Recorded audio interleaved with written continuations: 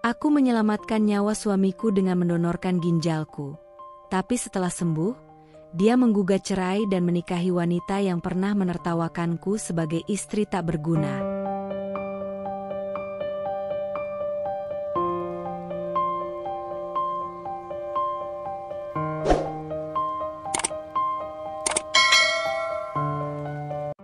Langit siang itu mendung, seolah menyuarakan perasaan Sinta yang tak karuan. Mobil yang dikendarainya melaju pelan di jalanan kota, menuju rumah sakit dengan hati yang dipenuhi rasa cemas. Seminggu terakhir ini, Ardi, suaminya, sering mengeluh kelelahan, wajahnya tampak pucat, matanya cekung, dan tubuhnya terasa dingin meski udara panas. Awalnya Sinta pikir itu hanya kelelahan biasa. Tapi ketika Ardi muntah darah pagi tadi dan nyaris pingsan di kamar mandi, dunia Sinta seolah berhenti. Kini, ia duduk di ruang konsultasi dokter spesialis penyakit dalam, menggenggam jemarinya sendiri erat-erat, menahan gejolak di dada yang tak bisa dijelaskan dengan kata-kata. Ardi duduk di sebelahnya, tampak lemah dan pasrah. Napasnya berat dan pandangannya kosong menatap lantai. "Bu Sinta, Pak Ardi." Suara dokter terdengar pelan namun mengiris. "Saya harus menyampaikan ini dengan hati-hati. Tapi saya juga harus jujur." Sinta menegakkan tubuhnya, jantungnya berdetak tak karuan. Ia mencengkeram tas di pangkuannya seperti ingin mematahkan talinya. "Dokter, tolong katakan saja. Saya siap mendengarnya." Dokter menarik napas dalam, lalu menyodorkan hasil lab dan CT scan. Fungsi ginjal Pak Ardi sudah sangat menurun. Berdasarkan hasil pemeriksaan terakhir, beliau mengalami gagal ginjal stadium akhir. Hanya 5% fungsi ginjalnya yang masih bertahan. Sinta membeku. Suara dokter terasa seperti suara gema dari dalam gua. Ruangan itu tiba-tiba terasa sunyi, terlalu senyap hingga suara detik jarum jam menjadi menyakitkan. Matanya membulat, seolah menolak menerima kenyataan yang baru saja dilemparkan ke hadapannya. "Apa maksudnya?" Suaranya tercekat. "Ardi gagal ginjal?" Tapi, dia masih bisa berdiri, dia masih bisa bicara. "Ini pasti salah, kan? Mungkin ini hasil orang lain." Dokter menggeleng pelan, penuh simpati. "Kami sudah melakukan double check, Bu. Kondisi Pak Ardi sudah sangat kritis. Dalam waktu dekat, beliau harus menjalani cuci darah rutin sambil menunggu transplantasi ginjal. Kalau tidak..." "Tidak," bisik Sinta, nyaris tak terdengar. Ia menoleh ke arah Ardi, yang kini menutup wajahnya dengan tangan. Bahunya bergetar pelan. Untuk pertama kalinya, Ardi menangis di hadapannya. Pria itu selama ini selalu terlihat kuat, selalu berusaha menjadi pelindung keluarga, tapi kini ia seperti anak kecil yang tak tahu kemana harus berlari. Kalau tidak, nyawanya bisa tak tertolong. Dokter melanjutkan, lirih. Sinta merasa dunia runtuh tepat di atas kepalanya. Hatinya serasa dijerat kawat duri. Transplantasi ginjal? Itu berarti mereka harus mencari donor yang cocok. Dan itu bukan hal yang mudah. "Apa ada donor yang bisa, yang cocok?" tanyanya, meski ia sudah bisa menebak jawabannya. "Kami sudah mencocokkan data beberapa kerabat. Sayangnya, tidak ada yang cocok," ujar sang dokter. "Tapi, ada satu yang mendekati sempurna." Ia menatap Sinta dalam-dalam. "Yaitu Anda, Bu Sinta." Suasana dalam ruangan seketika berubah. Ardi menoleh padanya, matanya merah dan membengkak. Sinta terpaku di tempat duduknya. Seketika tubuhnya terasa mati rasa, napasnya sesak, dan pikiran-pikirannya porak-poranda. Ia, satu-satunya yang bisa menyelamatkan Ardi, adalah dirinya sendiri. Kepalanya dipenuhi berbagai macam suara, jeritan tanpa suara, ketakutan yang mencengkeram erat. Ia bukan takut akan prosedur medisnya. Ia bukan takut kehilangan ginjalnya. Ia takut akan kebenaran yang selama ini ia pendam. Pikiran-pikiran lama menghantui.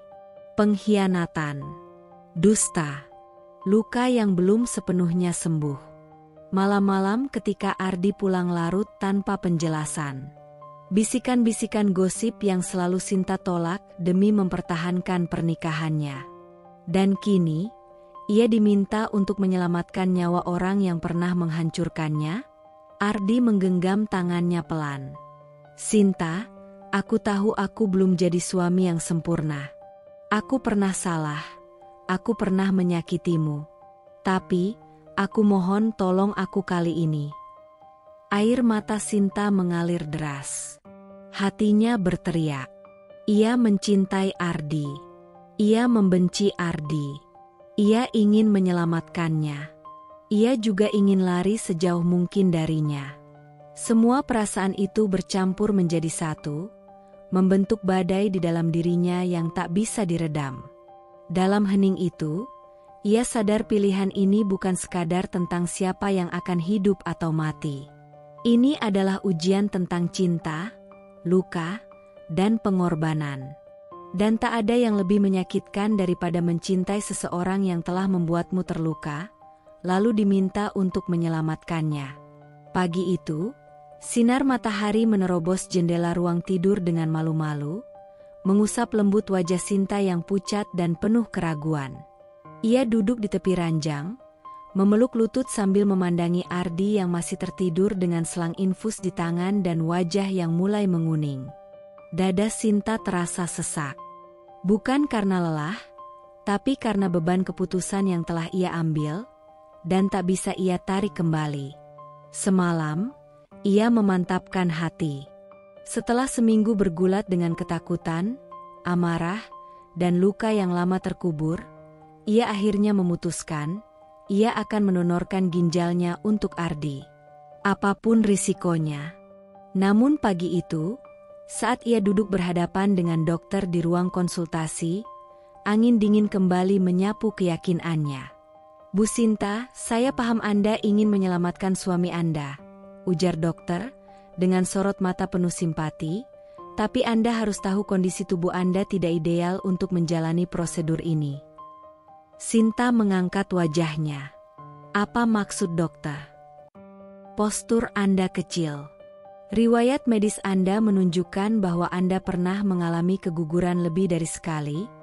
Tekanan darah Anda juga cenderung fluktuatif.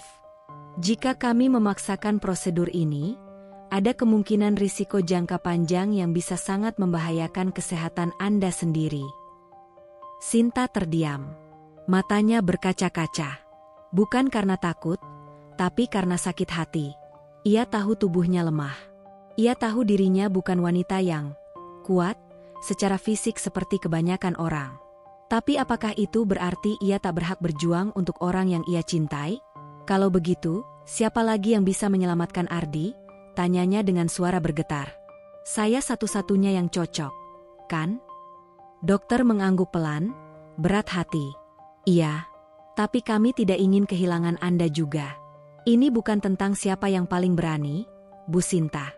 Ini soal kemungkinan medis yang harus dihitung dengan matang. Sinta menghela napas panjang. Ia menatap telapak tangannya sendiri. Tangan yang pernah bergetar saat melihat 2 garis merah samar di testpak. Tangan yang pernah kehilangan janin mungil tanpa sempat memberi nama. Tangan yang pernah menggenggam erat lengan Ardi saat pria itu hampir tumbang karena nyeri di pinggang. Dan sekarang, tangan itu akan menjadi penentu hidup dan mati seseorang yang, meski telah mengecewakannya, tetap menjadi bagian dari dirinya. Apa dokter tahu rasanya melihat seseorang yang pernah kau cintai sekarat di depanmu? Ucapnya pelan. Saya pernah kehilangan anak dalam kandungan. 2 kali. Rasanya, seperti jiwa saya dirobek. Dan sekarang, saya disuruh diam dan menonton suami saya mati perlahan. Suaranya mulai meninggi. Air mata mengalir bebas di pipinya. Ia sudah terlalu lama memendam semuanya. Luka, trauma, cinta, dendam. Dan kini, Semua itu meledak bersama rasa takut yang tak bisa ia tolak. Saya tahu saya rapuh, dokter. Saya tahu tubuh saya kecil. Tapi hati saya tidak sekecil itu, katanya tegas. Saya sudah memikirkan semua risikonya. Saya sudah berdoa. Dan saya rela. Saya rela demi dia. Dokter hanya bisa terdiam, menunduk perlahan. Di hadapannya duduk seorang perempuan mungil dengan tubuh lemah, namun memiliki kekuatan batin yang jauh lebih besar dari siapapun yang pernah ia temui. Beberapa saat kemudian, ia berkata, "Kalau begitu, kami akan lakukan serangkaian pemeriksaan lanjutan. Tapi Anda harus menandatangani persetujuan penuh dan menyadari semua risiko yang akan terjadi." Sinta mengangguk. Meski tangannya bergetar saat memegang pulpen, ia menandatangani surat itu tanpa ragu. Dalam benaknya, hanya ada satu hal, ia tidak akan membiarkan Ardi mati. Tidak di hadapannya. Tidak selama ia masih bernapas. Namun jauh di dasar hatinya, ia juga tahu pengorbanan ini bisa mengubah segalanya. Bukan hanya tubuhnya, tapi juga hubungan mereka. Dan mungkin hidupnya sendiri. Suara langkah kaki terdengar tergesa di koridor rumah sakit. Hak sepatu Bu Retno menghentak lantai dengan irama kemarahan yang tertahan. Perempuan parubaya itu muncul di depan ruang rawat Ardi, wajahnya tegang, matanya tajam seperti pisau yang siap menyayat. Pintu ruangan terbuka dengan keras. Sinta, yang sedang duduk di samping ranjang Ardi sambil menyeka peluh di kening suaminya, terkejut hingga refleks berdiri. Belum sempat ia menyapa, Bu Retno sudah angkat suara. "Apa ini yang kamu lakukan, Sinta?" Suaranya tajam, nyaris menampar udara. Sinta menelan ludah. "Ibu, aku baru saja dengar dari dokter. Kamu mau donor ginjal ke Ardi? Apa kamu sudah gila?" Nada suaranya naik, menyemburkan amarah yang sudah lama dipendam. Ardi mencoba bangkit, wajahnya panik. "Bu, jangan marah dulu." Sinta hanya diam. "Ardi," bentaknya. "Kamu ini terlalu banyak menuruti istri. Dari awal Mama sudah gak setuju kamu nikah sama dia." Sinta terdiam. Matanya mulai memanas, tapi ia tetap berdiri tegak. Sudah bertahun-tahun ia mencoba bersabar. Mencoba menjadi menantu yang baik, mencoba menghormati wanita yang telah melahirkan suaminya. Tapi hari ini, luka lama itu kembali terbuka lebar. "Bu Retno, saya hanya ingin menyelamatkan Ardi. Saya tidak minta pujian, saya tidak mengemis belas kasihan. Saya hanya..." "Cukup." Bu Retno menatapnya dengan penuh kebencian. "Kamu pikir kamu siapa? Sejak menikah sama kamu, hidup Ardi gak pernah tenang. Kamu keguguran 2 kali, belum bisa kasih cucu, sekarang kamu mau kasih ginjal? Jangan-jangan kamu cuma cari perhatian." Kata-kata itu menampar Sinta seperti cambuk berduri. Jantungnya serasa dihantam keras. Napasnya tercekat. Ia bisa menerima kalau dicaci. Ia bisa menerima kalau direndahkan. Tapi menuduhnya mencari perhatian, setelah semua rasa sakit dan pengorbanan yang telah ia telan sendiri, itu melewati batas. Sinta menggenggam kedua tangannya erat-erat di sisi tubuhnya agar tidak gemetar. "Saya tidak butuh perhatian, Bu. Saya butuh Ardi hidup. Itu saja. Mungkin kamu pikir kalau kamu serahkan ginjalmu, Ardi akan selamanya berutang budi padamu. Tapi Mama bilang dari sekarang, kamu bukan siapa-siapa." Ardi mencoba bicara lagi, tapi Sinta mengangkat tangan pelan, menghentikannya. Ia menatap Bu Retno dengan mata yang kini jernih oleh air mata dan keberanian. "Bu, saya tahu saya bukan menantu yang Ibu harapkan. Saya tahu saya bukan wanita sempurna.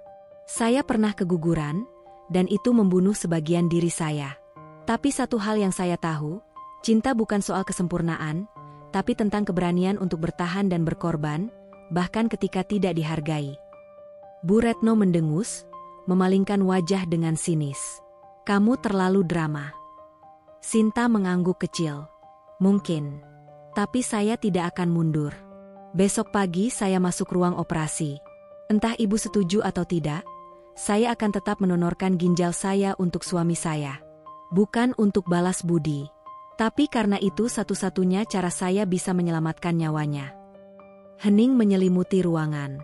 Bu Retno menatapnya dengan mata berkaca, tapi terlalu angkuh untuk mengakuinya. Ardi menunduk, memeluk wajahnya, menahan tangis. Sinta, dengan tubuhnya yang mungil dan hati yang penuh luka, berdiri paling tegak di antara mereka semua.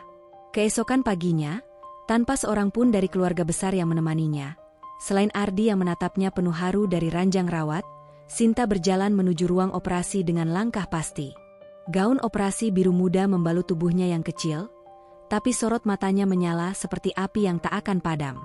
Dalam hati, ia berkata lirih, "Aku mungkin bukan wanita kuat di mata mereka, tapi aku cukup kuat untuk mencintai bahkan saat dibenci." Aroma disinfektan masih menguar kuat di lorong-lorong rumah sakit pagi itu. Suara mesin monitor berdetak tenang, menandai stabilnya kondisi vital pasien. Di ruang rawat VIP 304, seorang pria terbaring lemah namun hidup.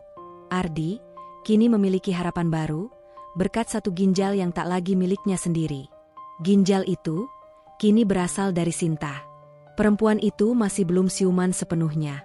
Ia terbaring di kamar sebelah, tubuhnya lemah, wajahnya pucat, tapi bibirnya menyunggingkan senyum tipis meski kesadarannya hanya separuh. Bagi Sinta, rasa sakit pasca operasi itu tidak seberapa dibandingkan rasa lega yang ia rasakan. Ardi selamat. Beberapa hari kemudian, ketika Sinta dipindahkan ke kamar yang sama, Ardi menyambutnya dengan mata berkaca. Ia menggenggam tangan Sinta dengan erat, bahkan terlalu erat. "Sinta, aku nggak tahu harus bilang apa," katanya lirih. "Kamu bukan cuma selamatin hidupku. Kamu selamatin semua yang aku punya.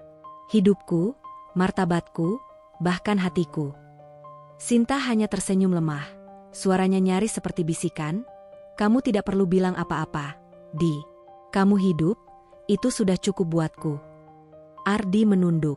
Ia mencium punggung tangan Sinta berkali-kali, seperti menebus semua luka yang pernah ia goreskan. Saat itu, hati Sinta yang lama beku mulai mencair. Ia percaya, mungkin ini titik balik hubungan mereka. Mungkin semua akan berubah setelah ini. Mungkin cinta mereka akan pulih. Mungkin. Namun, kata "mungkin" memang tak pernah menjanjikan. Hari-hari berlalu. Ardi pulih dengan cepat. Tubuhnya yang dulu lemah kini mulai kuat kembali. Sementara Sinta, meski telah dipulangkan, masih sering kesulitan berjalan lama, sering pusing mendadak, dan kadang tubuhnya gemetar saat kelelahan. Tapi semua itu ia anggap bagian dari pengorbanan. Ia tetap tersenyum, tetap membuatkan makanan kesukaan Ardi, tetap mencoba menjadi istri yang utuh meski tubuhnya tak lagi lengkap. Awalnya Ardi begitu perhatian.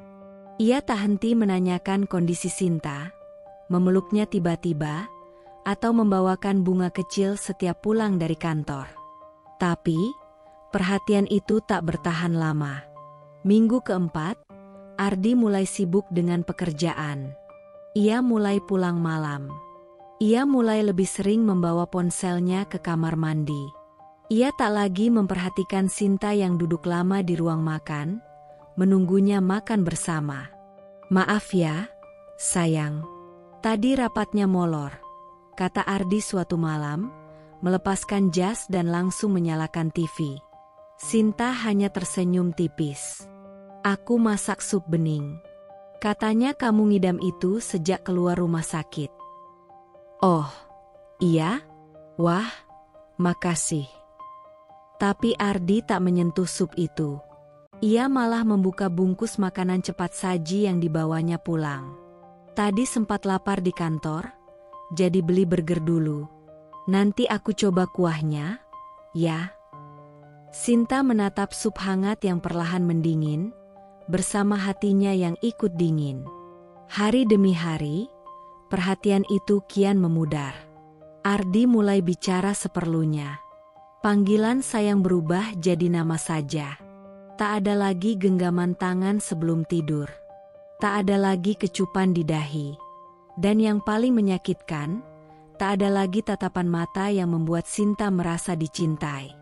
Yang tersisa kini hanyalah diam yang menggantung di antara mereka. Sinta sering duduk sendiri di balkon, memandangi langit malam yang hampa. Kadang ia bertanya dalam hati, Apakah aku hanya jadi alat penyelamat? Atau, apakah cintaku tak pernah cukup? Dan jauh di dalam lubuk hatinya yang paling sepi, Sinta mulai menyadari sesuatu yang tak ingin ia akui. Mungkin satu ginjalku tinggal di tubuhnya, tapi hatinya sudah bukan milikku lagi. Senja itu dingin, langit berwarna kelabu, seperti cerminan hati Sinta yang perlahan memudar. Angin berembus pelan melewati jendela terbuka, mengibaskan tirai tipis di ruang tengah rumah yang sunyi. Jam dinding di ruang makan menunjukkan pukul 19.42. Di meja makan, masakan sudah terhidang sejak sejam lalu. Tumis buncis kesukaan Ardi. Sup daging bening yang direbus lebih dari 3 jam. Sambal terasi yang Sinta ulek sendiri, meski tangannya masih sering gemetar pasca operasi. Ada piring kosong yang sudah diberi nasi hangat. Sendok dan garpu tertata rapi. Tapi satu yang belum ada, Ardi. Sinta duduk di meja, menatap jam, lalu memandang layar ponsel. Tak ada kabar. Tidak ada pesan masuk. Hanya notifikasi belanja dan grup keluarga yang sepi. Ia membuka WhatsApp, melihat profil Ardi terakhir online 2 jam lalu. Lalu ia menatap kembali makanan yang mulai kehilangan uap panasnya. Ia mencoba meyakinkan diri, mungkin Ardi lembur, mungkin macet, mungkin rapat. Tapi batinnya tahu, ada sesuatu yang jauh lebih dingin dari udara malam ini, jarak di antara mereka yang semakin luas dan semakin sunyi. Beberapa minggu sebelumnya, kabar bahagia datang menghampiri rumah sederhana itu. Ardi diterima bekerja di sebuah perusahaan multinasional bergengsi. Posisi manajer, gaji besar, fasilitas lengkap, kesempatan naik jabatan terbuka lebar. Semua orang bersuka cita, termasuk Sinta. Malam itu ia menangis dalam pelukan Ardi, tangannya menyentuh dada suaminya yang kini hidup berkat ginjal miliknya. Ini semua karena kamu, Sinta, ucap Ardi lembut. Kalau kamu gak selamatin aku gak akan punya kesempatan ini. Sinta tersenyum haru. Aku gak butuh apa-apa, Di. Aku cuma pengen kamu bahagia, hidup, sehat. Namun Sinta tak tahu bahwa setelah kesembuhan itu, sesuatu dalam diri Ardi mulai berubah. Dan perubahan itu datang perlahan, seperti angin malam yang masuk lewat celah jendela, tak terdengar, tapi menusuk. Bulan pertama, Ardi masih sering mencium keningnya sebelum berangkat kerja. Bulan kedua, Ardi mulai pulang larut, alasan lembur, alasan rapat. Bulan ketiga, Ardi mulai tidur menghadap sisi lain ranjang. Bulan keempat, Ardi jarang menyentuh makanan buatan Sinta. Dan akhirnya, bulan kelima, Sinta tak lagi merasa dirinya ada. Suatu malam, pukul 23.18, pintu rumah terbuka. Ardi masuk dalam keadaan lelah, dasi sudah dilepas, kemeja kusut.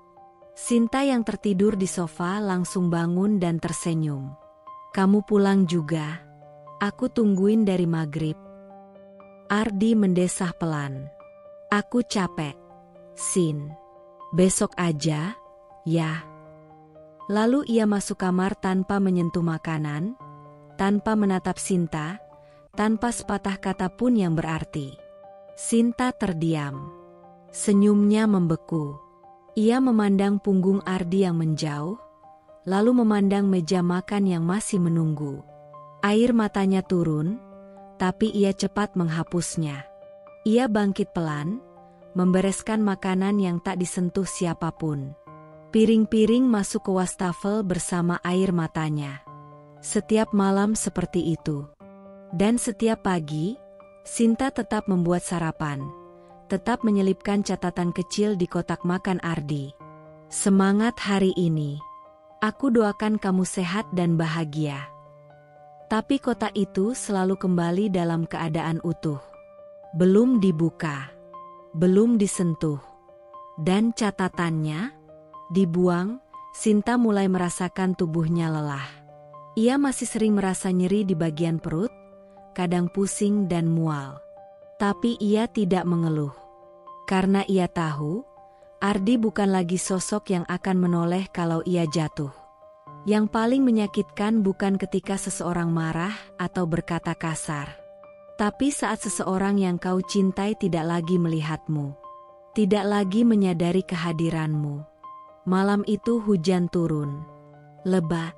Angin mengguncang pepohonan di luar rumah. Sinta berdiri di jendela kamar, menatap jalan yang gelap. Ponselnya di tangan. Ia membuka Instagram, hanya iseng. Dan hatinya tercekat. Ada foto baru di akun kantor Ardi. Sebuah acara gala dinner. Semua karyawan tampak berdandan mewah. Dan di tengah-tengah mereka, Ardi berdiri, dengan seorang perempuan muda di sampingnya. Rambut panjang, gaun merah, senyum yang mengembang. Mereka tampak akrab. Terlalu akrab. Sinta menatap foto itu lama. Tangannya gemetar. Tapi ia tak menangis. Karena air matanya sudah habis. Ia hanya bertanya dalam hati. Ginjalku hidup di tubuhmu, Ardi, tapi aku sudah mati di hatimu, ya? Dan malam itu, saat hujan belum juga reda, Sinta berjalan ke dapur, menuang air putih, duduk di kursi kayu yang dingin, dan diam. Bukan karena kuat, tapi karena lelah berjuang sendirian. Pagi itu, langit belum sepenuhnya terang saat Sinta membuka pintu rumah. Udara masih dingin dan embun menempel di daun-daun. Ia baru saja selesai membereskan dapur ketika suara klakson terdengar di luar pagar. Sebuah mobil hitam berhenti perlahan. Dan turunlah sosok yang tak asing baginya. Bu Retno. Wajahnya seperti biasa, tegas, dingin, dan tak pernah ramah. Matanya menelisik ke sekeliling rumah, lalu berhenti pada wajah Sinta yang menyambut dengan senyum kecil dan tubuh yang sedikit gemetar karena udara pagi. Assalamualaikum, Bu. Waalaikumsalam. Buka pagar. Berat banget hidup lo ya sampai nggak dengar suara klakson. Sinta buru-buru membuka pagar dan menunduk, menyambut mertuanya. Iya, maaf Bu, saya lagi di dapur tadi. Begitu masuk, Bu Retno langsung menilai rumah dengan matanya yang tajam. Seolah sedang mengaudit. Lalu duduk di sofa sambil melepas syal dari lehernya. Mana Ardi? Tanyanya cepat. Masih di kantor, Bu. Tadi malam pulangnya lewat tengah malam. Bu Retno mendengus. Pasti kamu lagi-lagi bikin dia repot. Sudah kerja berat? Pulang-pulang masih harus lihat muka kamu yang lesu kayak kain pel. Sinta menelan ludahnya. Ia menunduk, tak menjawab. Lalu Bu Retno berdiri. Suaranya mulai meninggi, penuh tuduhan yang menusuk seperti duri. Kamu itu, beban. Punya istri kayak kamu tuh cuma bikin hidup Ardi makin berat. Nggak bisa ngasih cucu. Nggak bisa nyenengin suami. Rumah berantakan. Kamu sendiri lemah terus. Hah? Punya kamu apa sih? Sinta masih diam. Tapi matanya mulai memerah. Kamu pikir dengan ngasih ginjal itu kamu jadi pahlawan? Hei, jangan mimpi. Kamu itu ngelakuin itu juga karena terpaksa. Kamu pikir itu cukup menebus semua kekurangan kamu. Sinta terisak pelan. Tapi ia segera membalikkan badan dan pura-pura sibuk membereskan gelas, agar air matanya tidak terlihat. Tapi Bu Retno tak berhenti. Suaranya makin dingin dan tajam. Ardi itu anak pintar, punya masa depan. Tapi sejak nikah sama kamu, hidupnya jadi penuh beban. Karirnya tertahan, hidupnya gak berkembang. Kamu tuh racun, Sinta. Racun. Sinta memejamkan mata. Ia berusaha menahan suara tangis yang menggedor di tenggorokannya. Jangan menangis di depannya, Sinta. Jangan kasih dia puas. Tapi hatinya remuk. Ia masih ingat malam ketika Ardi hampir meninggal. Ia yang menandatangani persetujuan operasi. Ia yang masuk ruang bedah, menyerahkan sepotong tubuhnya. Ia yang terbangun dari bius dengan rasa sakit luar biasa, hanya demi laki-laki yang kini menjauh darinya. Demi seorang anak lelaki yang kini ibunya sendiri menyebutnya beban. Sinta tahu ia tak sempurna. Ia pernah keguguran 2 tahun lalu. Rahimnya lemah. Tubuhnya kecil. Tapi tak pernah sedikit pun ia berhenti berdoa agar bisa memberi Ardi keturunan. Tapi Bu Retno hanya melihat satu hal, kekurangannya. Bukan perjuangannya, bukan pengorbanannya, hanya kelemahan. Setelah Bu Retno pergi, rumah kembali sunyi. Tapi bukan sunyi yang menenangkan, melainkan sunyi yang menggema dari dalam dada. Sinta duduk di pojok dapur, tubuhnya gemetar. Ia tak bisa menahan air mata yang akhirnya jatuh. Dada sesak, perih. Seolah dunia sedang menertawakannya. Ia menggigit bibirnya, menahan isak. Aku ini hanya istri. Aku bukan sempurna. Tapi kenapa semua orang memperlakukan aku seolah aku tak pernah cukup? Ia tak tahu sampai kapan ia bisa bertahan. Tapi untuk saat ini, ia hanya bisa menangis. Sendirian. Dalam diam. Dalam rumah yang makin dingin, tanpa cinta. Malam telah larut ketika Sinta duduk sendiri di sudut tempat tidur. Ditemani remang cahaya lampu meja dan suara detik jam dinding yang mengisi keheningan rumah. Rumah itu kini terasa begitu luas, begitu sepi. Bukan karena ruangnya yang besar, tapi karena kehangatan yang dulu pernah ada telah memudar. Seperti udara yang tiba-tiba dingin tanpa sebab. Sejak Ardi sembuh dan mulai bekerja di perusahaan besar, ia seperti menjadi orang yang berbeda. Pulang selalu larut malam, kadang tak pulang sama sekali dengan alasan lembur atau dinas luar kota. Dan setiap kali Sinta bertanya, jawabannya selalu terdengar lelah dan jenuh. Jangan cerewet, Sin. Aku capek. Kata-kata yang dulu manis kini berubah menjadi barikade yang menghalang setiap upaya Sinta untuk mendekat. Malam itu, saat Sinta sedang membereskan cucian, ia menemukan jaket Ardi tergantung di belakang pintu kamar. Jaket yang sudah 2 hari tak disentuhnya. Tanpa pikir panjang, ia masukkan ke dalam tumpukan cucian kotor. Tapi saat memeriksanya, tangannya meraba sesuatu di saku dalam. Sebuah kertas tebal dan sedikit mengkilap. Ia menariknya pelan. Hatinya berdetak tak menentu. Nota pembelian. Dari butik mewah di pusat perbelanjaan eksklusif. Matanya membaca cepat. Tas brandy signature edition Rp15.200.000. Tanggal transaksi, 3 hari lalu. Sinta mematung. Tangannya gemetar. Ini bukan punyaku, gumamnya lirih. Ia duduk perlahan di tepi ranjang. Dadanya sesak. Jari-jarinya mencengkeram nota itu seakan ingin memastikan bahwa ini nyata. Air matanya mulai menggenang. Bukan karena harga tas itu, tapi karena artinya. Ardi tak pernah membelikannya barang mewah. Bahkan saat ulang tahunnya sebulan lalu, ia hanya menerima ucapan selamat dan pelukan hambar. Tak ada kue, tak ada bunga. Hanya diam dan dingin. Tapi hari ini, selembar nota itu seperti hantaman keras di wajahnya. Untuk siapa tas itu? Mengapa Ardi tak pernah cerita? Dan kenapa hatinya begitu tenang? Padahal istrinya, yang dulu rela memberikan ginjal, tak pernah diberi hadiah semahal itu. Ardi pulang hampir tengah malam. Wajahnya lelah, tapi bukan karena pekerjaan.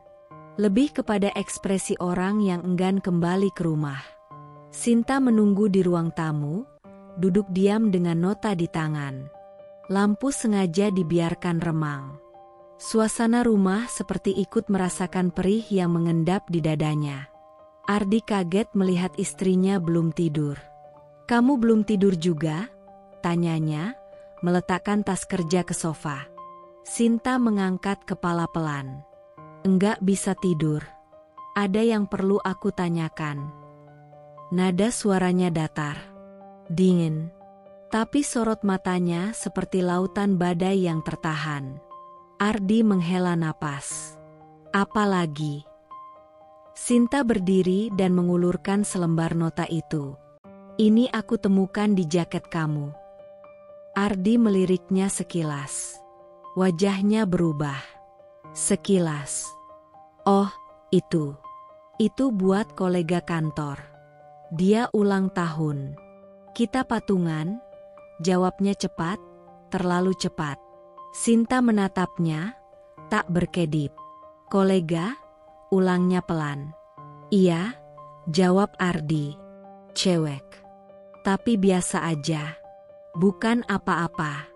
Jangan mikir aneh-aneh."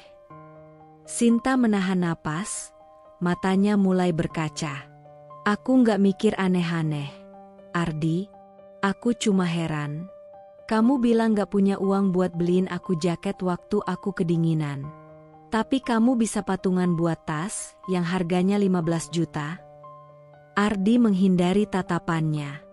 "Namanya juga kerja, Sin. Kita harus jaga relasi. Itu bukan buat aku pribadi." "Bukan buat kamu, iya. Tapi jelas bukan buat aku juga." Keheningan menggantung. Napas Sinta mulai tercekat. "Mas, aku ini istrimu. Aku pernah rela masuk ruang operasi, ngasih ginjalku buat kamu. Tapi kamu, setelah kamu sembuh, kamu malah makin jauh. Dan sekarang, kamu beli tas mahal untuk orang lain. Sementara aku bahkan gak pernah kamu ajak makan malam di luar sejak kamu kerja di sana." Ardi mengangkat bahu. "Kamu terlalu sensitif, Sin. Cuma nota belanja aja dipermasalahkan. Aku udah capek lo di luar. Jangan bikin drama." Sinta tersentak. "Drama?" Tangisnya pecah seketika. Ia menutup mulutnya dengan tangan agar tak terdengar tetangga. Bahunya terguncang. "Kalau ini drama buat kamu, Mas, maka aku ini cuma figurannya. Cuma tokoh tambahan dalam hidup kamu yang bisa kamu abaikan sesuka hati." Ardi berdiri, mendekat. "Udahlah. Jangan dibesar-besarin. Aku cuma mau istirahat." Sinta mundur selangkah. "Jawab aku satu hal. Jujur." Ardi berhenti. Tak bicara. Sinta menatapnya tajam. "Tas itu buat siapa?" Hening. Detik jam terasa sangat nyaring. Dan Ardi hanya menunduk. Tak berkata apa-apa. Dan kadang, diam lebih menyakitkan daripada kebohongan. Malam itu, Sinta menangis sendiri di kamar. Ia menatap langit-langit sambil meringkuk di sudut ranjang. Di sebelahnya, tempat tidur terasa dingin. Ardi tidur dengan punggung menghadap, seolah tak ada yang perlu diselesaikan. Di dada Sinta, rasa kecewa tumbuh seperti duri. Kepercayaan yang mulai retak. Cinta yang mulai rapuh. Dan rasa sakit yang tak bisa lagi disembunyikan dengan senyum sabar. "Kalau aku bukan lagi prioritasmu, kenapa kamu masih memanggilku istri?" Malam itu, suasana rumah terasa lebih berat dari biasanya. Lampu ruang tamu menyala redup, menebarkan bayangan panjang di dinding yang seolah menyimpan rahasia gelap. Sinta duduk di sofa, hatinya masih berdenyut dari penemuan nota belanja mahal di saku jaket Ardi. Tapi kini ada kegelisahan baru yang merayap masuk, perasaan yang belum bisa ia jelaskan. Tiba-tiba pintu depan terbuka. Ardi masuk dengan langkah pasti, tapi kali ini bukan sendirian. Di belakangnya, Berdiri seorang wanita muda yang wajahnya sudah lama terukir dalam ingatan Sinta. Sinta seketika terhenti napasnya. Wajah Laras, wanita itu. Sosok yang dulu pernah dengan sinis mengejek penampilannya di kampus. Yang dulu dengan angkuh berkata bahwa Sinta tak akan pernah bisa bersaing, tak akan pernah pantas berada di lingkaran mereka. Laras kini berdiri di ruang tamu rumahnya. Senyum dingin terpancar di bibirnya, seolah menikmati situasi yang membuat Sinta tercekat. "Ini Laras," ujar Ardi singkat, suaranya berat dan tanpa ekspresi. "Dia dari kantor. Kami ada rapat kecil malam ini." Sinta mencoba tersenyum, tapi wajahnya pucat dan tangan gemetar. Sebuah gelombang kenangan buruk datang menghantamnya. Bagaimana Laras dulu tanpa malu-malu meledek baju lusuhnya, mengejek mimik wajahnya yang gugup, memperolok perjuangannya yang sederhana. Sekarang, wanita itu duduk dengan anggun di sofa, menatap Sinta seperti ratu yang turun tahta. Sinta merasa kecil, terancam, dan terluka. Tapi ia menahan diri, mencoba tetap berdiri di hadapan Laras dan Ardi dengan kepala tegak. Rapat itu berjalan canggung. Laras dan Ardi berbicara dengan bahasa yang penuh kode dan kerahasiaan. Sinta hanya diam, mendengarkan setiap kata yang terdengar seperti pisau yang mengiris kepercayaannya. Laras melempar senyum kecil ke arah Ardi setiap kali dia mengeluarkan pendapat, dan Sinta tahu itu bukan senyum biasa. Ada sesuatu di antara mereka, ikatan rahasia yang tak pernah ia duga. Setelah rapat selesai, Ardi berjalan ke arah Sinta, menatapnya dingin. "Kamu harus mengerti, Sin. Ini demi masa depan kita," katanya dingin. Sinta menatapnya dengan mata basah. "Masa depan? Masa depan apa, Ardi?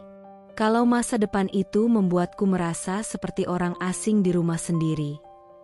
Laras bangkit dari sofa, melemparkan pandangan penuh kemenangan ke arah Sinta.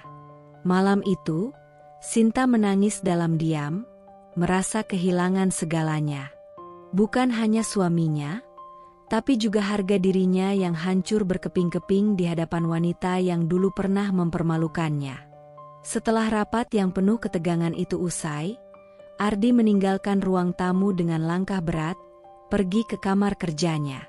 Tinggallah Sinta dan Laras berdua di ruang tamu yang sunyi, diterangi hanya oleh cahaya lampu meja yang temaram. Sinta duduk di ujung sofa, berusaha menenangkan detak jantungnya yang berdetak cepat. Matanya menatap lurus ke depan, seolah mencoba mengusir bayangan masa lalu yang hadir kembali dalam sosok Laras. Laras duduk di seberangnya dengan sikap santai, senyum dingin masih tersungging di bibirnya. Ia tahu betul betapa rapuhnya Sinta sekarang, dan ia menikmati momen itu. "Waktu itu, kamu masih kampungan." Suara Laras pelan, hampir seperti bisikan, tapi penuh dengan sindiran yang menusuk. "Sekarang? Ya, kamu masih tetap kampungan." Sinta menelan ludah, napasnya tersengal. Ia ingin membalas, tapi kata-kata itu seperti duri yang menusuk lebih dalam ketika diucapkan dengan nada dingin dan penuh penghinaan. Laras melanjutkan, suara pelan tapi menyayat, "Tapi kasihan juga sih, kamu kan sakit-sakitan, pernah nyerahin ginjal buat suami yang sekarang malah jauh darimu." Air mata Sinta mulai menggenang di sudut matanya. Rasa sakit dan luka lama yang tertutup rapat kini terbuka kembali, disayat oleh kata-kata dingin Laras yang tak punya belas kasihan. "Aku tahu kamu lemah, Sinta. Kamu memang selalu begitu. Tapi jangan kira aku takut sama kamu." Sinta menunduk, merasakan dunia di sekelilingnya runtuh perlahan. Ia merasa terperangkap dalam lingkaran penderitaan yang tak berujung, dan di hadapan Laras, yang dulu sempat menghina dirinya dengan kata-kata kasar, semua luka lama terasa kembali segar dan membakar. "Tapi aku gak akan membiarkan kamu menginjak-injak aku lagi," bisik Sinta dengan suara yang mulai bergetar, berusaha mengumpulkan sisa-sisa keberanian yang ada. Laras hanya tertawa kecil, sinis. Kita lihat saja nanti, siapa yang akan bertahan dan siapa yang akan hancur. Sinta mengusap air matanya pelan. Malam itu, ia sadar bahwa pertarungan sesungguhnya baru saja dimulai. Dan ia harus kuat, sekuat mungkin, demi mempertahankan apa yang tersisa dari dirinya dan rumah tangganya yang mulai retak. Sinta berdiri di depan pintu kamar Ardi dengan tangan gemetar. Malam itu, ia tak sanggup lagi memendam perasaannya sendirian. Luka di hati sudah terlalu dalam, dan kata-kata dingin Laras seperti duri yang menancap di setiap helaan napasnya. Dengan langkah ragu, ia mengetuk pintu. Ardi membuka pintu, wajahnya masih lelah tapi tatapannya berubah tajam saat melihat Sinta berdiri di sana. "Kamu kenapa, Sin?" Suara Ardi terdengar dingin dan cepat. "Kalau ada apa-apa, ngomong aja." Sinta menahan tangis. Aku nggak tahan, Ardi." Laras bilang hal-hal yang menyakitkan. "Aku merasa dihina, diperlakukan seperti orang bodoh dan sakit-sakitan. Aku cuma mau kamu tahu, aku butuh dukunganmu." Ardi mengerutkan alisnya, dan tanpa tedeng aling-aling, suaranya meninggi. "Jangan cemburu buta, Sin. Laras itu lebih paham kerjaanku daripada kamu. Kamu cuma mikirin perasaan sendiri, gak pernah coba mengerti keadaan aku." Sinta terpukul. Kata-kata Ardi seperti palu godam yang menghancurkan sedikit demi sedikit harapannya. Aku sudah berusaha, Ardi. Aku bahkan rela." "Terlalu banyak aku di sini," potong Ardi dingin. "Kalau kamu terus-terusan begini, aku capek, Sin. Jangan bawa perasaanmu ke urusan kerja aku. Laras dan aku itu partner kerja.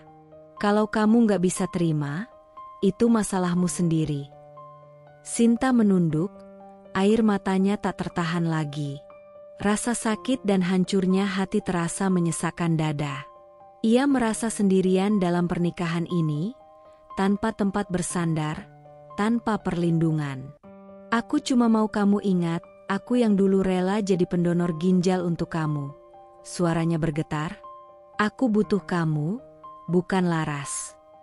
Ardi menatapnya dingin, lalu membalikan badan masuk ke kamar, meninggalkan Sinta yang berdiri terpaku, terhempas oleh kenyataan pahit yang kini jadi penghalang antara mereka. Malam itu, Sinta menangis dalam keheningan, merasa jatuh ke jurang kesepian yang paling dalam. Ia tahu, pertarungan ini belum usai, namun luka yang dideritanya mulai membentuk tembok yang memisahkan dua hati yang dulu pernah bersatu.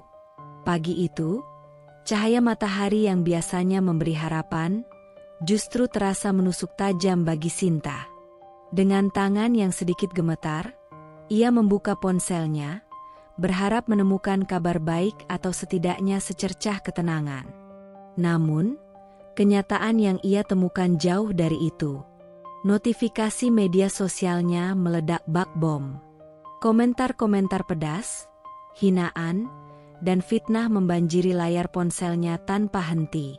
Kata-kata kasar yang tak pernah ia bayangkan akan diterimanya, seperti anak panah beracun yang melesat tepat ke hatinya. Sinta cuma istri numpang hidup. Kalau nggak donor ginjal, mungkin Ardi sudah ninggalin lama. Pura-pura baik, padahal cuma cari perhatian. Cuma beban, nggak punya harga diri. Sinta menatap layar itu dengan mata yang mulai basah. Ia mencoba menghapus satu persatu komentar itu, namun pesan baru terus berdatangan. Akun-akun yang mengirim komentar tersebut bukan nama-nama yang dikenalnya, semua akun palsu, anonim, dengan foto profil yang kabur dan nama pengguna yang aneh-aneh. Ia tak bisa menemukan siapa dalang di balik semua ini. Namun, hatinya sudah tahu dari mana asalnya. Tuduhan kejam ini tak lain adalah bayangan gelap dari keretakan yang mulai merayap di rumah tangganya sendiri. Ibu mertua, Bu Retno, yang dulu sudah mulai meremehkan dan mencacinya, kini seolah menggerakkan tangan-tangan tak terlihat untuk menjatuhkannya. Laras, wanita dingin yang baru saja masuk ke dalam hidup mereka, menjadi alat penghasut yang memicu keretakan itu. Dan Ardi, suami yang dulu dicintainya dengan sepenuh hati, kini berubah menjadi sosok yang dingin dan menjauh, seolah tak peduli dengan segala penderitaan yang Sinta alami. Sinta terisak dalam sunyinya, air matanya mengalir tanpa henti, membasahi pipi yang lelah. Ia merasa dunia seolah berbalik melawan dirinya. Semua jerih payah dan pengorbanannya, termasuk pemberian ginjal demi nyawa suaminya, kini dianggap sia-sia. Ia menjadi bulan-bulanan hujatan dan fitnah tanpa alasan yang jelas. Namun, di balik rasa sakit dan keputusasaan itu, sebuah api kecil menyala dalam hati Sinta. Ia menutup mata, menarik napas dalam-dalam, dan menguatkan diri. Ini bukan saatnya menyerah. Ia tahu, jika ia runtuh sekarang, semuanya akan berakhir lebih buruk. Ini belum akhir, bisiknya pelan pada dirinya sendiri. Aku bukan siapa-siapa kalau aku menyerah begitu saja. Aku harus bangkit. Bukan hanya demi diriku, tapi untuk semua yang pernah aku perjuangkan.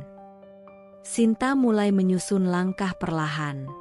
Ia tahu bahwa untuk membersihkan namanya, ia harus kuat menghadapi badai yang semakin besar. Dunia maya mungkin dipenuhi kebohongan, tapi ia yakin kebenaran akan menemukan jalannya. Dengan tekad yang membara, Sinta membuka laptopnya, mulai menulis. Sebuah cerita jujur tentang siapa dirinya, tentang perjuangan yang telah ia lewati, tentang cinta dan pengorbanan yang tak pernah dianggap oleh orang lain. Malam itu, di tengah kesunyian rumah yang mulai terasa asing, Sinta berjanji pada dirinya sendiri. Ia akan melawan dengan segala cara yang ia bisa. Karena hidupnya dan harga dirinya layak diperjuangkan, bahkan ketika seluruh dunia menentangnya. Hari itu datang tanpa peringatan, seperti badai yang menghantam dengan dahsyat saat Sinta sedang berada di titik terlemah dalam hidupnya. Pagi yang seharusnya penuh harapan dan syukur berubah menjadi mimpi buruk yang sulit diterima akal. Sinta menemukan sebuah amplop berwarna putih di atas meja ruang tamu, dengan segel resmi pengadilan yang terlihat dingin dan kaku. Jari-jarinya gemetar saat membuka surat itu, dan seketika hatinya runtuh berkeping-keping saat membaca kata-kata yang tertulis dengan tegas dan tanpa rasa. Gugatan cerai. Ardi, suami yang dulu ia cintai sepenuh hati, mengajukan perceraian. Alasan yang tercantum sangat singkat dan dingin, tanpa ada penjelasan yang membuat hati Sinta bisa mengerti. Sudah tidak cocok lagi. Sinta menatap kata-kata itu dengan mata membelalak, seolah tidak percaya dengan kenyataan yang dihadapinya. Bagaimana mungkin seseorang yang pernah berjanji setia seumur hidup kini melepas dengan begitu mudah? Padahal, tubuhnya masih lemah, baru saja sembuh dari anemia pasca operasi donor ginjal yang melelahkan. Tubuhnya pernah rapuh, seringkali pingsan, bergantung pada bantuan obat dan vitamin untuk pulih. Semua pengorbanan itu, semua doa dan harapan yang ia pasrahkan, kini terasa seolah sia-sia. Surat itu menjadi cambuk yang menyayat hati, mengoyak segala mimpi yang pernah ia rajut bersama Ardi. Tangisnya pecah tanpa bisa dibendung lagi. Air mata mengalir deras, membasahi pipi yang mulai keriput karena kelelahan dan stres. Suaranya bergetar saat berbisik. Kenapa? Kenapa aku harus mengalami ini? Setelah semua yang aku lakukan, semua yang aku korbankan. Sunyi rumah itu semakin menusuk. Tidak ada yang bisa menghibur atau menenangkan. Ia merasa sendirian, terbuang, dan terluka oleh orang yang paling ia percayai. Pikirannya dipenuhi bayangan Ardi yang semakin menjauh, dingin, dan acuh tak acuh. Bayangan ibu mertua yang selama ini selalu mencaci dan menilai dirinya dengan keras, serta Laras yang kian hari kian menjadi bayang-bayang yang mengancam rumah tangganya, turut menyelimuti pikirannya dengan rasa sakit dan kekecewaan yang mendalam. Namun, di tengah keputusasaan itu, sebuah suara kecil mulai terdengar dari dalam hatinya, suara yang memanggilnya untuk bangkit. Sebuah tekad yang tumbuh pelan-pelan namun pasti. "Aku tak akan biarkan diriku hancur begitu saja," bisiknya pada dirinya sendiri. Air matanya masih mengalir deras, tapi kini matanya memancarkan cahaya keberanian yang baru. "Aku sudah terlalu banyak berkorban. Ini bukan akhir dari cerita hidupku. Aku harus kuat. Untuk diriku, untuk masa depanku." Sinta menarik napas panjang, berusaha mengumpulkan kekuatan di tengah badai emosi yang melanda. Ia tahu, jalannya ke depan tidak akan mudah. Namun ia siap melangkah, menghadapi kenyataan yang pahit ini dengan kepala tegak dan hati yang berani. Malam itu, di sudut rumah yang sunyi dan penuh kenangan, Sinta duduk termenung, merangkul lututnya, membiarkan air mata mengalir sebagai pelepasan. Tapi di balik itu semua, ada tekad yang menggelegak. Tekad untuk tidak menyerah pada pengkhianatan dan luka yang diberikan oleh suami dan keluarga yang dulu ia anggap segalanya. Ia berjanji dalam hati, bahwa meskipun Ardi telah memilih jalan itu, dirinya akan tetap berdiri kuat. Karena hidupnya bukan hanya tentang kehilangan, tapi juga tentang keberanian untuk bangkit dan menemukan kembali arti harga diri dan cinta sejati. Langit sore itu terasa kelabu, seakan ikut merasakan beratnya beban yang menimpa Sinta. Baru beberapa minggu setelah ia menerima surat cerai yang menghancurkan hatinya, berita mengejutkan datang menghantam lebih tajam dari badai.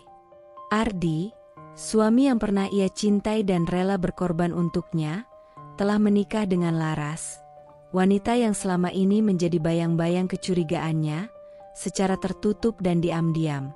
Sinta mengetahuinya dari sebuah unggahan mendadak di media sosial. Sebuah foto mewah, penuh kemewahan dan senyum penuh kepalsuan, terpampang jelas di layar ponselnya. Ardi dan Laras berdiri berdampingan dalam balutan pakaian pengantin, dengan latar pesta mewah yang memancarkan kemewahan tak terhingga. Kejutan dan luka menghujam dada Sinta begitu dalam.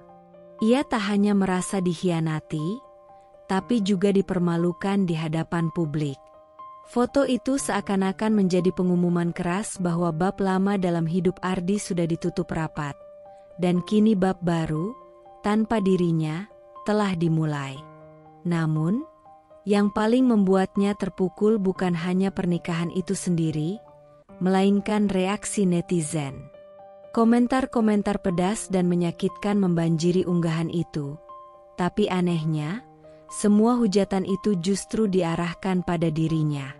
Sinta si gagal move on.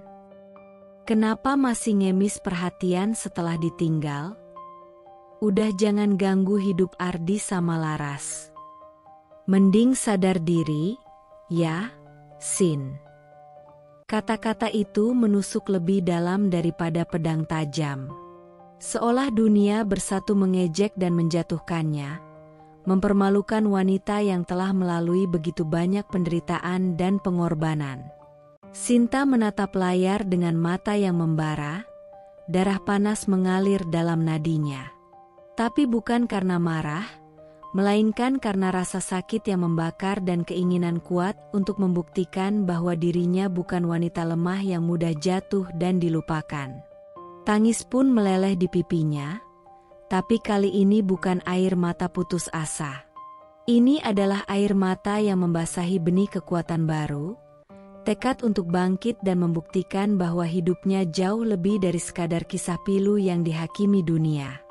Di tengah badai hinaan dan fitnah, Sinta menutup ponselnya dengan napas berat, lalu berdiri tegak. Ia tahu, perjalanan untuk membangun kembali hidupnya akan sangat berat. Namun, ia siap menghadapi segala rintangan dan menciptakan bab baru yang lebih kuat dan bermakna. Karena hidupnya bukan tentang siapa yang meninggalkan siapa, melainkan tentang bagaimana ia mampu berdiri kembali ketika dunia telah menjatuhkannya. Setelah badai pengkhianatan yang datang bertubi-tubi, Sinta kini berada di titik terendah hidupnya. Ia bukan hanya kehilangan suami yang dulu dicintainya, tapi juga kehilangan segalanya, keluarga yang dulu dianggap tempat berlindung, harta yang selama ini menjadi sumber keamanan, dan bahkan rasa percaya diri yang dulu membara. Rumah yang pernah dipenuhi tawa kini hanya menyisakan sepi yang mencekam. Harta bersama yang dulu tampak aman, kini dirampas tanpa ampun. Tanpa uang, tanpa keluarga, dan tanpa tempat yang benar-benar bisa disebut rumah, Sinta terpaksa harus meninggalkan kemewahan dan kenyamanan yang pernah ia miliki. Ia harus pindah ke sebuah kontrakan kecil di pinggiran kota, rumah yang jauh dari segala kemewahan, dan jauh dari masa lalunya yang penuh luka. Tubuhnya yang sudah lemah karena operasi donor ginjal dan anemia, kini mulai menampakkan tanda-tanda kelelahan yang parah. Sakit yang tak hanya datang dari fisik, tapi juga dari jiwa yang luka dan hatinya yang hancur berkeping-keping.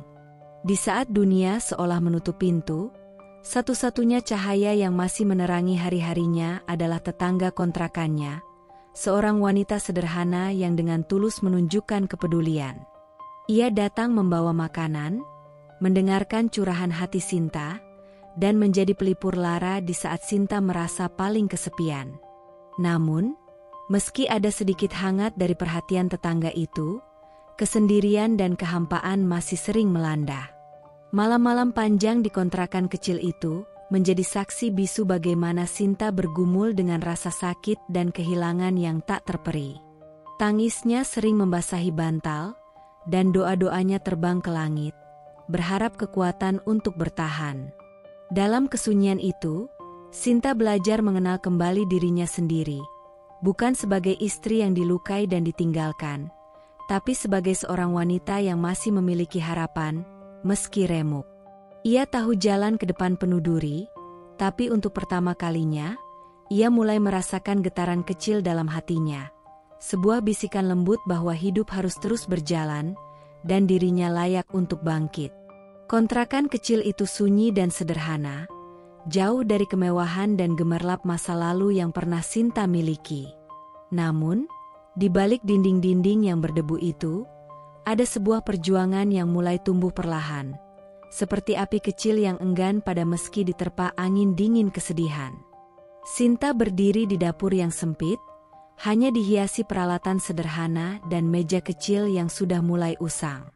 Tangannya yang dulu lemah dan sering gemetar karena penyakit kini mulai terampil menguleni adonan kue basah.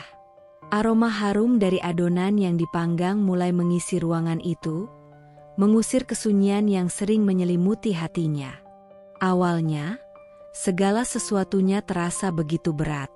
Tak ada yang mengenal kue buatannya, tak ada pesanan yang datang selain dari tetangga sekitar yang kasihan. Media sosial pun tak memberikan respons yang berarti, bahkan seringkali Sinta merasa seperti berteriak di ruang hampa. Ia menatap layar ponsel yang tak kunjung berdering, dengan hati yang terkadang nyaris menyerah. Namun, setiap kali rasa lelah dan putus asa menggerayangi, Sinta mengingat semua yang telah ia lalui. Ingatan akan malam-malam tanpa tidur saat tubuhnya melemah setelah donor ginjal, air mata yang mengalir karena hinaan ibu mertua, dan pengkhianatan suami yang menikah dengan laras. Semua luka itu kini menjadi bahan bakar semangatnya. Ia memutuskan untuk tidak menyerah. Dengan tekad yang menguat, Sinta mulai membangun rutinitas baru. Setiap pagi, sebelum matahari terbit, ia sudah sibuk mempersiapkan bahan, mengaduk adonan dengan perlahan dan penuh cinta, mengoleskan taburan kelapa dan gula merah di atas kue basahnya. Kue-kue itu bukan hanya makanan bagi mereka yang membelinya, tapi juga simbol keberanian dan harapan Sinta.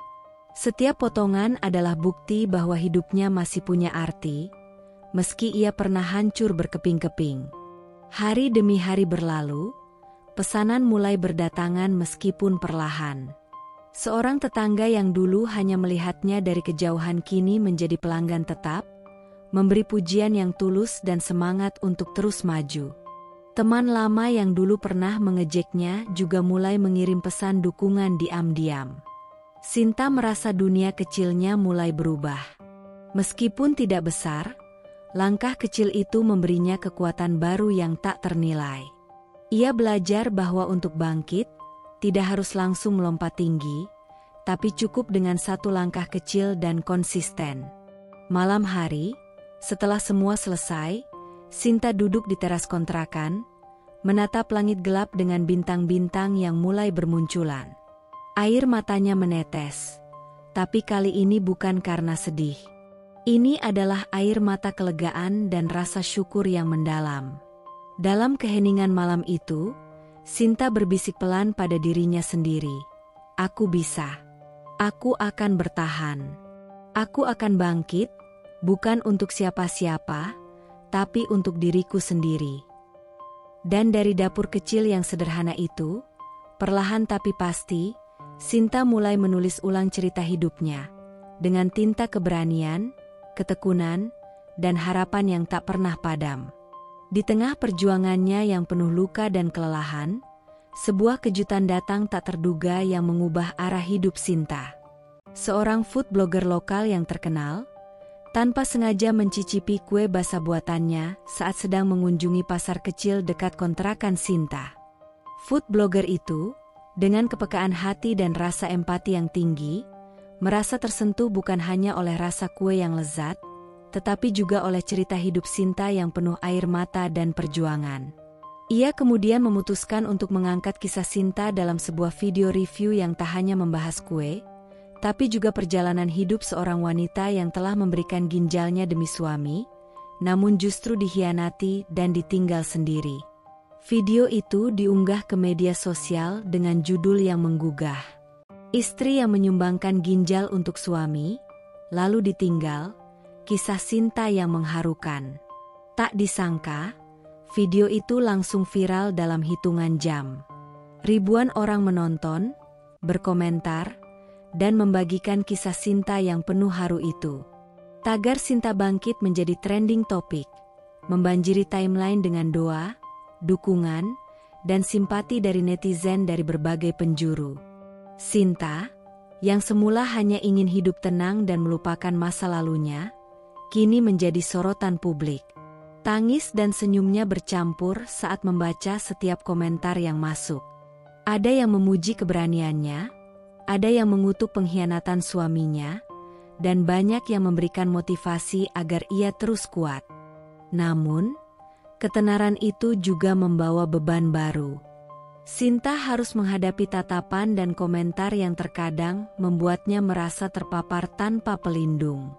Ia merasa hidupnya kini seperti buku terbuka, dengan setiap luka dan rahasia yang terungkap di depan mata jutaan orang. Meski begitu, Sinta bertekad untuk menggunakan perhatian ini sebagai energi positif. Ia mulai membuka diri untuk berbagai wawancara, berbagi kisah inspiratif, dan mendorong dirinya agar tidak lagi terpuruk dalam kesedihan. Dari dapur kontrakan kecilnya yang sederhana, Sinta mulai menata masa depan dengan keyakinan baru, bahwa setelah badai pasti ada pelangi, dan bahwa kisah hidupnya bisa menjadi inspirasi bagi banyak orang yang sedang berjuang dalam diam. Lampu sorot yang tajam menerangi studio televisi yang megah.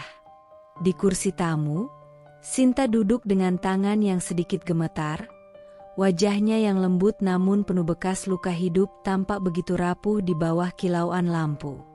Ia mengenakan pakaian sederhana, tanpa hiasan berlebihan, seolah ingin menunjukkan bahwa dirinya adalah sosok asli, tanpa topeng. Wawancara itu dimulai dengan pertanyaan ringan, tapi seiring waktu, suasana menjadi semakin dalam dan emosional. Sinta mulai membuka kisahnya dengan suara yang bergetar, mengungkap perjalanan hidup yang selama ini tersembunyi dari mata banyak orang. Namun, di tengah pengakuannya, ia dengan tegas memilih untuk tidak menyebutkan nama siapapun, karena baginya, Ini bukan soal membalas dendam, melainkan soal melepaskan beban yang selama ini menghimpit dadanya. Air matanya mengalir deras saat ia berkata dengan suara yang hampir patah, "Saya cuma ingin jadi istri yang baik. Saya rela berkorban, memberi apapun yang saya punya demi suami saya. Tapi ternyata, cinta sejati itu tak bisa dipaksakan. Kadang, kita sudah berusaha, tapi cinta itu pergi begitu saja." Penonton di studio dan jutaan yang menyaksikan dari rumah ikut terbawa oleh emosi yang terpancar dari Sinta. Suara lirihnya yang penuh kesedihan itu menyentuh hati, menggetarkan ruang hati yang paling dalam. Sinta juga berbicara tentang betapa beratnya menjadi wanita yang harus bangkit dari luka yang begitu dalam, dari pengkhianatan, hinaan, dan kehilangan. Tapi ia menegaskan, "Saya belajar bahwa harga diri dan kekuatan sejati datang dari dalam diri kita sendiri, bukan dari orang lain yang meninggalkan kita." Di akhir wawancara, ia tersenyum lemah namun penuh harapan. "Saya masih percaya bahwa di luar sana masih ada cahaya yang menunggu untuk saya raih. Dan saya akan terus berjalan, meski jalannya berat." Acara itu berakhir dengan tepuk tangan hangat, bukan hanya dari penonton di studio, tapi juga dari hati jutaan orang yang merasakan kejujuran dan keberanian Sinta. Momen itu menjadi titik balik, membuka jalan baru bagi Sinta untuk membangun hidupnya kembali, dengan harga diri yang utuh dan semangat yang tak pernah padam. Malam itu, gemerlap kota seakan menjadi latar belakang sebuah drama yang penuh kepedihan. Ardi berdiri di depan pintu kamar hotel mewah itu dengan jantung berdegup kencang, napasnya berat dan penuh keraguan. Ia tak pernah membayangkan akan sampai pada saat di mana ia harus menyaksikan pengkhianatan dengan mata kepala sendiri. Dalam hati, ia terus berbisik, berharap semua ini hanyalah salah paham, sebuah kebetulan yang keliru. Tapi langkahnya tak bisa dihentikan.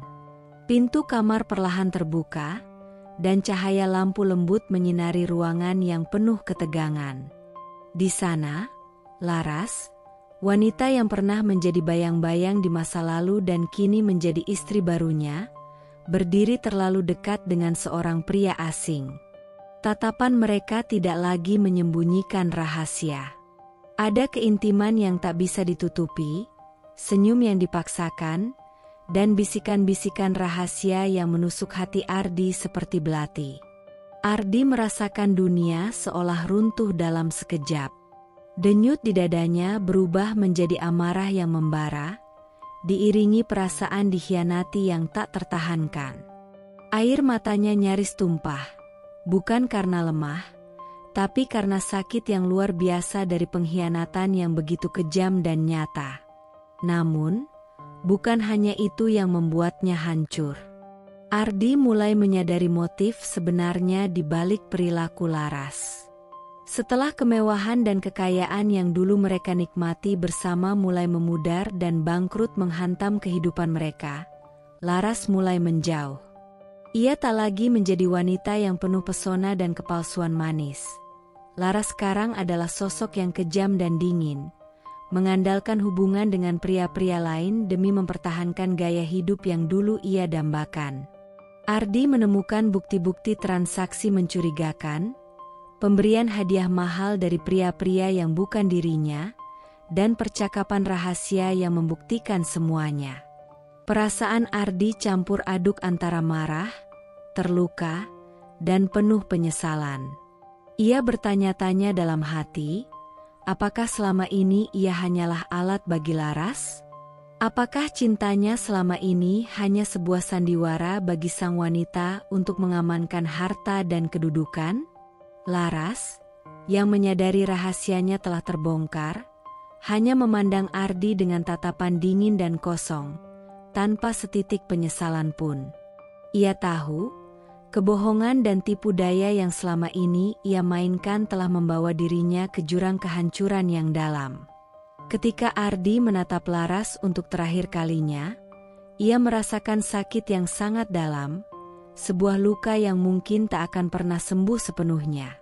Ia tahu bahwa untuk melangkah maju, ia harus meninggalkan masa lalu yang penuh kepalsuan dan pengkhianatan ini. Saat Ardi keluar dari kamar itu, udara malam menyambutnya dengan dingin menusuk. Ia menarik napas panjang, berusaha menguatkan hati yang remuk redam. Ia sadar, hidupnya tak akan pernah sama lagi. Namun di balik kepedihan itu, muncul sebuah tekad baru. Tekad untuk membebaskan diri dari belenggu masa lalu dan mencari jalan untuk hidup yang lebih baik dan tulus. Setelah malam penuh luka dan pengkhianatan yang terungkap, kehidupan Ardi seolah terus merosot ke jurang yang lebih dalam. Proyek besar yang selama ini ia andalkan sebagai tumpuan karir dan kebanggaan, perlahan mulai runtuh satu persatu. Perusahaan tempatnya bekerja yang selama ini dikenal sebagai institusi bergengsi mendadak terkena badai masalah. Proyek yang dipegang Ardi mengalami kegagalan fatal. Kesalahan yang membuat investor kehilangan kepercayaan dan klien memilih mundur. Berita buruk itu bukan hanya tersebar di kalangan bisnis, tapi juga merambat ke media massa, semakin menggerus reputasi Ardi. Di tengah kekacauan itu, konflik rumah tangganya yang sudah lama menjadi rahasia umum semakin memperburuk keadaan. Media sosial dan gosip online membakar nama baiknya. Berita perceraian dan pengkhianatan yang melibatkan Laras dan Sinta menjadi headline yang tak bisa dihindari.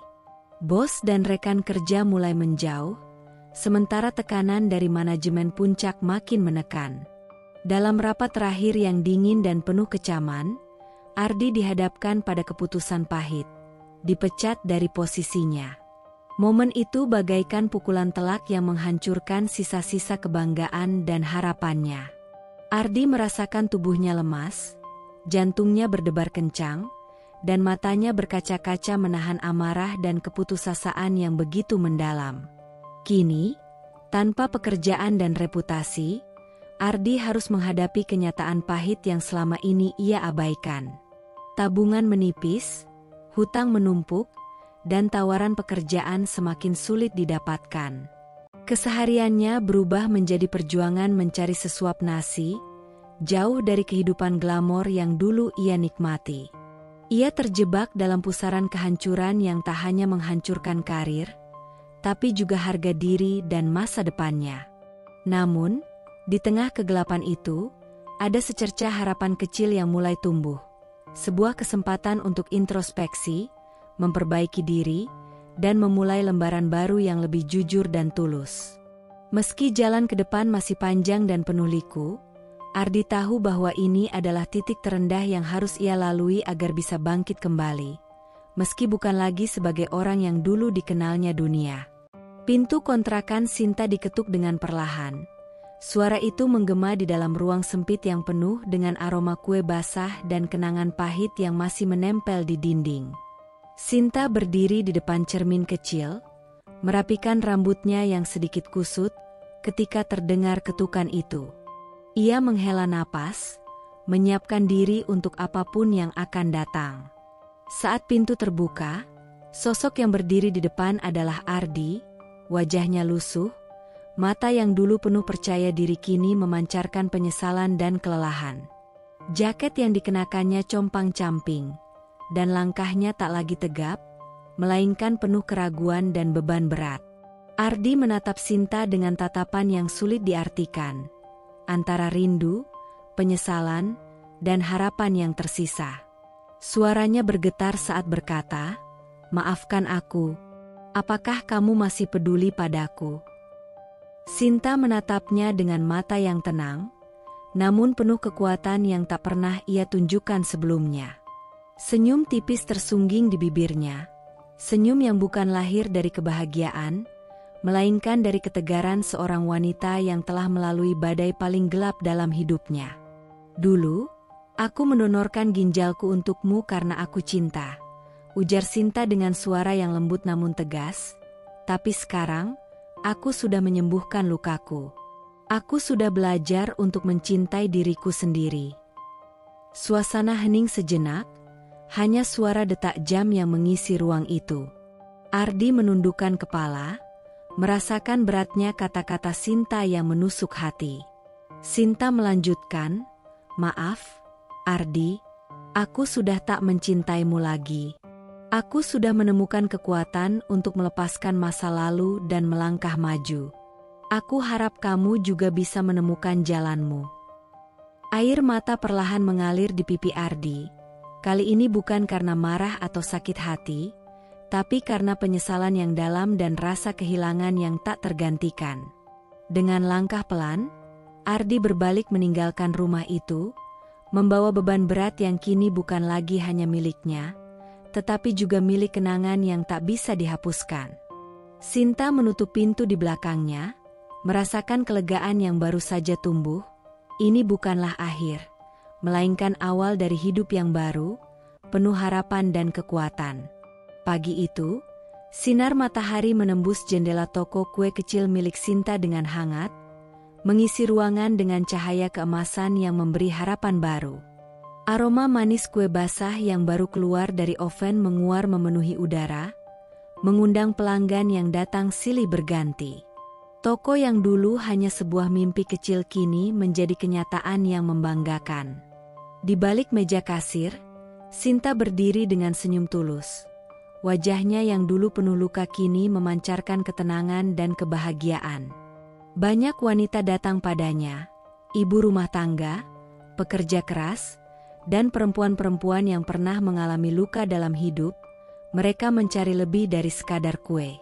Mereka datang untuk mendengar cerita, untuk mendapatkan nasihat, dan menemukan kekuatan dari sosok yang pernah jatuh dan bangkit dengan gagah.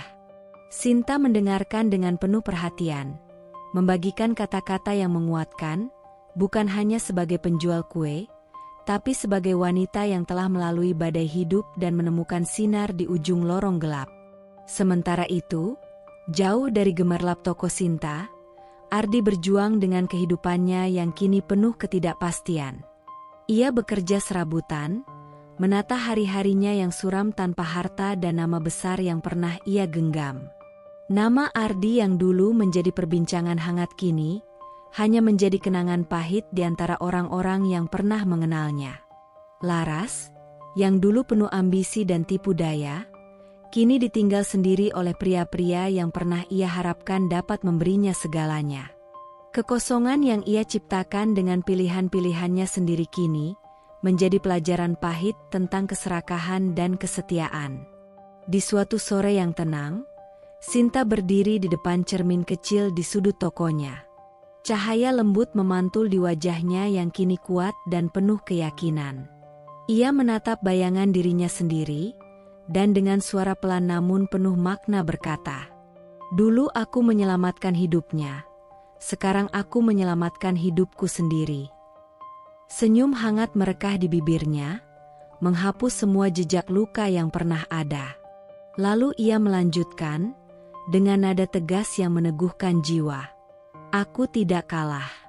Aku hanya berhenti mencintai orang yang tak layak." Kata-kata itu menjadi simbol kemenangan, bukan atas orang lain, tapi atas dirinya sendiri. Sinta telah menemukan arti sejati dari kekuatan, cinta, dan harga diri. Kisahnya menjadi inspirasi, bukan hanya tentang patah hati dan pengkhianatan, tapi tentang bagaimana seorang wanita bisa bangkit dan bersinar, membuktikan bahwa karma itu nyata, dan keadilan hidup itu akan menemukan jalannya sendiri. Kisah Sinta adalah perjalanan penuh luka, pengorbanan, dan keberanian untuk bangkit dari keterpurukan. Ia mengajarkan bahwa cinta sejati bukan hanya tentang memberi tanpa batas, tapi juga tentang mencintai diri sendiri dan mengetahui kapan harus melepaskan. Meskipun dikhianati dan ditinggalkan, Sinta tidak hancur. Sebaliknya, ia memilih untuk memperjuangkan hidupnya, membangun kembali mimpi dan harga dirinya dari reruntuhan masa lalu. Karma yang akhirnya datang sebagai keadilan bagi mereka yang menyakitinya, Dan keberhasilan Sinta menjadi bukti nyata bahwa kekuatan sejati lahir dari dalam diri sendiri, bukan dari orang lain. Cerita ini menggugah hati, menunjukkan bahwa walau hidup penuh cobaan, harapan dan keberanian untuk berubah selalu ada. Sinta bukan hanya menjadi simbol wanita yang kuat, tapi juga inspirasi bagi siapa saja yang pernah merasa terluka dan ingin bangkit kembali.